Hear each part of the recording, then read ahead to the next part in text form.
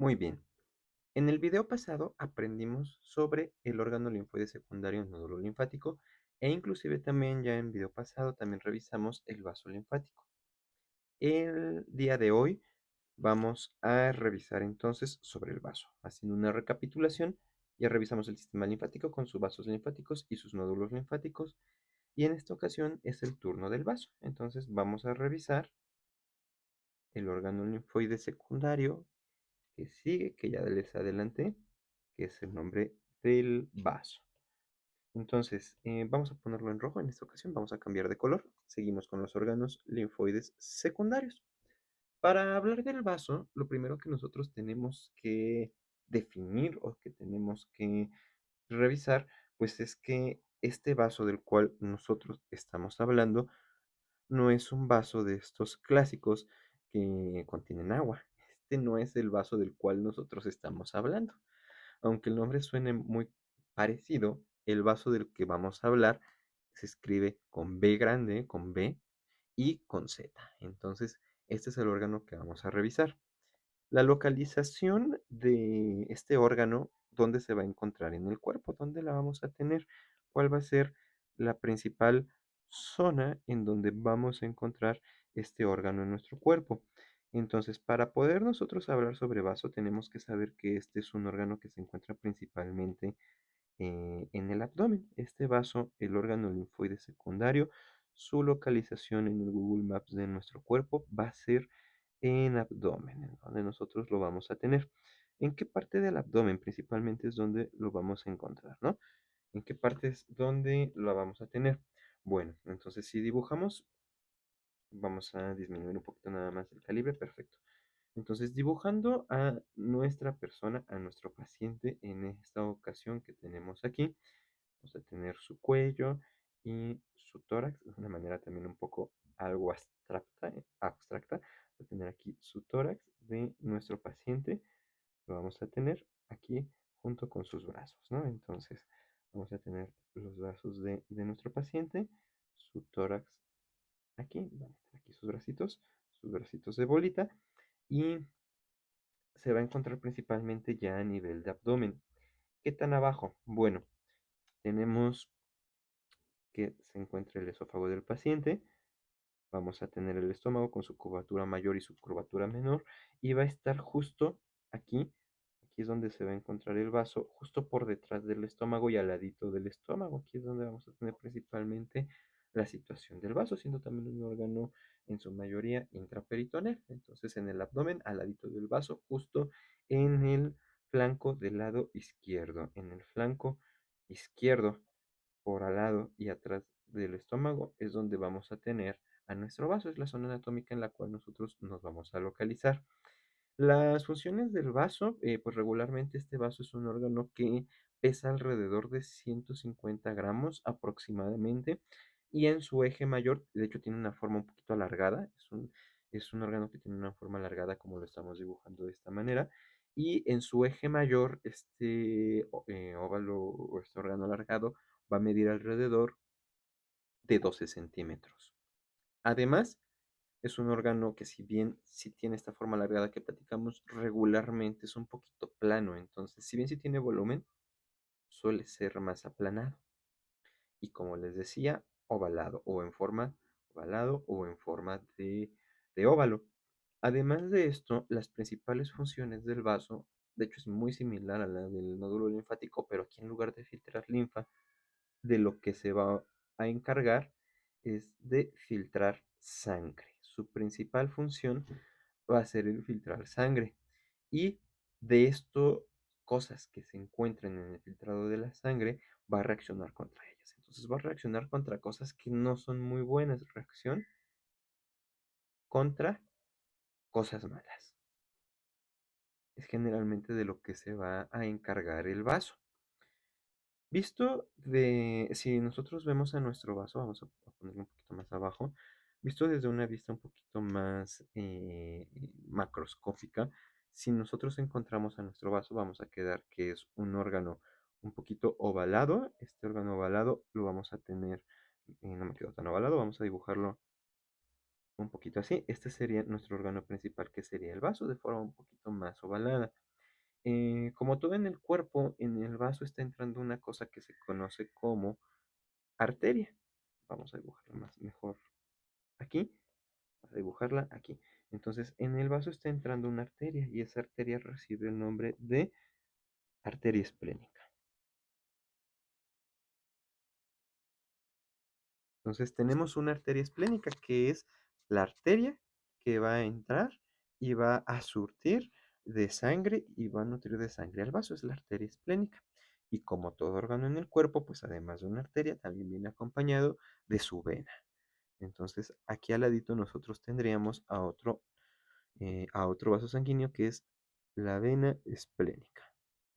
La vena esplénica va a estar también justo al lado de la arteria y son las encargadas tanto de entrar o de hacer que entre sangre al vaso sanguíneo, perdón, al vaso en esta ocasión, de hacer que entre sangre al vaso que va a entrar aquí y finalmente, perdón, déjenla dibujamos bien para que la vean que aquí está entrando la sangre.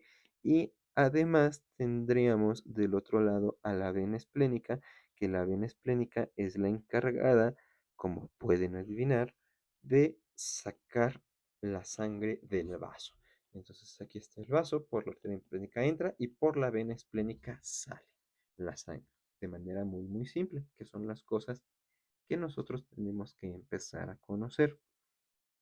De tal manera que en el momento en el que va entrando, perdónenme, de rojo, en el momento en el que va entrando la arteria esplénica a todo lo largo del vaso, esta arteria esplénica empieza a dar ramas, empieza a dar diferentes ramitas a lo largo de todo el vaso. Entonces empieza a dar ramas, se va dividiendo, vamos a dibujarlo mejor para que quede un poquito mejor. Entonces esta arteria esplénica empieza a dar ramas que salen de la primera arteria esplénica a lo largo del vaso.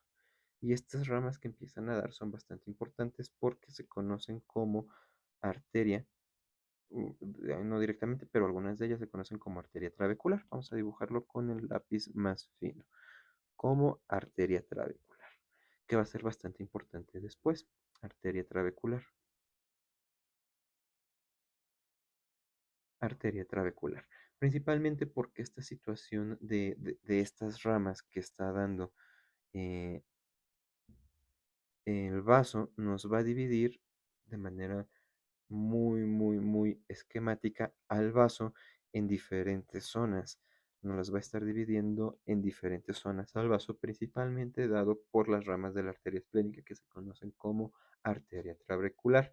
Y estas ramas que nos empieza a dar aquí hace que a su vez eh, siga dando más ramitas las arterias trabeculares que teníamos aquí, van a seguir dando cada una de ellas más ramitas de tal manera que nos van a ir dividiendo al vaso en diferentes secciones, como si fuera una colonia, nos la empieza a dividir en diferentes colonias, ¿no? Al vaso de las arterias trabeculares. Lo que va a encontrarse aquí prácticamente estas ramas de las arterias trabeculares se dividen y se dividen cada vez más, hasta que dan paso a sinusoides y toda la sangre empieza a depositarse en estos espacios vacíos. En estos espacios vacíos es en donde se va a depositar la sangre en el vaso sanguíneo. De tal manera que prácticamente el vaso es un órgano que si bien si tiene cápsula alrededor de él, que esta sería su cápsula, ya en su interior, a diferencia del timo, por ejemplo, del nódulo linfático que habíamos revisado, el vaso es un órgano que no tiene corteza o no tiene tampoco una médula porque no es totalmente sólido. Quien está dando el soporte al vaso son las arterias trabeculares y sus ramas.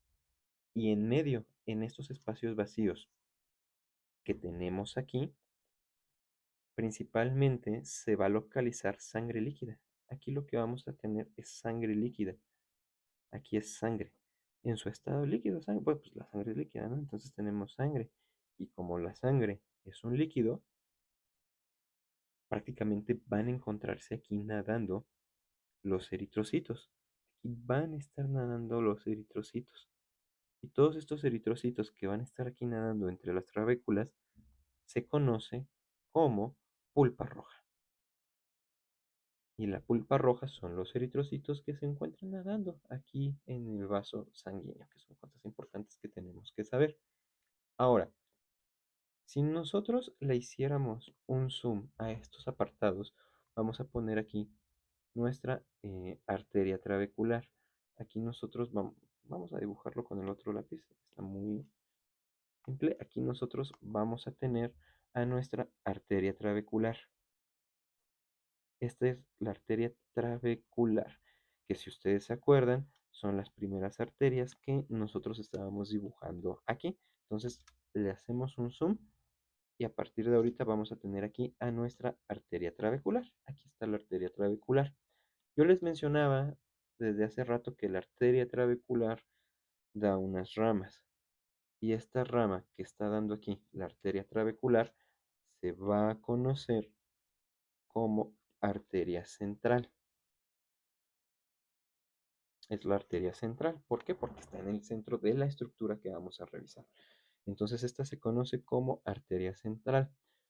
A su vez, la arteria central empieza a dar ramitas y nada más vamos, perdón, con este, empieza a dar ramitas aquí la arteria central y estas ramas que empieza a dar la arteria central se conocen como arterias foliculares. Entonces las que tenemos aquí son las arterias foliculares.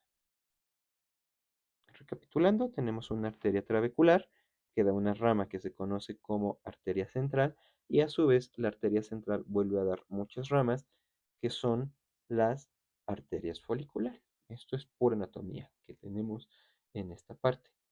Eh, esta situación, a final de cuentas, de las arterias foliculares quedan delimitadas por sus límites con otras arterias centrales que está dando la arteria trabecular en su siguiente trayecto. Entonces tenemos esta parte aquí y el órgano que nos atañe o la unidad funcional del vaso que vamos a ver queda encerrada en estos pequeños espacios vacíos. Y en estos pequeños espacios vacíos podemos encontrar, como ya lo veníamos adelantando desde eh, la revisión anterior, podemos encontrar aquí a los eritrocitos nadando como pulpa roja, que es lo que nosotros vamos a tener. Entonces aquí van a estar los eritrocitos nadando como pulpa roja. Entonces ahí van a estar sus eritrocitos nadando. Esos son eritrocitos. Vamos a poner los nombres porque parecen un poquito dismórficos, pero tenemos aquí nuestros eritrocitos que van a estar aquí nadando, ¿no? Y alrededor o rodeando a toda la arteria central, manteniendo el código de colores de los videos previos, vamos a tener que todo alrededor de la arteria central se van a encontrar rodeándola los linfocitos T. Entonces, rodeando a la arteria central en el vaso, vamos a tener a nuestros amigos ya conocidos linfocitos T. Aquí vamos a tener a los linfocitos T que van a estar rodeando a nuestra arteria central. Aquí van a estar rodeando la arteria central. Si lo ponemos desde otra vista, prácticamente lo que están haciendo, viendo de frente a nuestra arteria central, vamos a hacerlo un poquito más grande, aquí estaría nuestra arteria central. Esta es la arteria central, visto desde frente, tendríamos que los linfocitos T van a estar rodeándola a la arteria central. Es prácticamente como si fueran sus guardaespaldas. Van a estar rodeándola, van a estar protegiéndola, porque no quieren que nada entre, que nada la moleste. Y si ustedes observan, forman una especie de capa como si fuera, por ejemplo, el recubrimiento de mielina de las neuronas, que la mielina tiene las neuronas tienen su mielina que la están recubriendo. De manera similar, aquí los T se están recubriendo a la arteria central como si fuera una situación de mielina. Y a esta estructura de mielina que recubre las neuronas se le llama vaina. Y como se parece mucho a esta parte, el nombre que va a recibir se conoce como, vamos a anotarlo acá abajo, el nombre que va a recibir esta estructura de linfocitos T que están rodeando a la arteria central se conoce como vaina linfática periarteriolar. Vaina linfática periarteriolar. vaina linfática periarteriolar, sería el nombre que recibe esta estructura, vaina linfática periarteriolar. Y aquí, la zona T dependiente de linfocitos T en el vaso está compuesta por la vaina linfática periarteriolar, rodeando a la arteria central. En los espacios que queda vacío, de hecho, entre la pulpa, lo que es entre la pulpa roja, queda contenido, vamos a dibujarlo con este para que se vea mejor, perdónenme, este lápiz, queda contenido aquí estructuras circulares o cúmulos de células que van a formar al microscopio estructuras circulares. También aquí habría uno, no, vamos a ponerlo, vamos a ver para que se vea la parte de arterias foliculares. Quedan arterias circulares que se conoce, que aquí es en donde viven los linfocitos B. Entonces, los linfocitos B son exactamente igual que el nódulo linfático.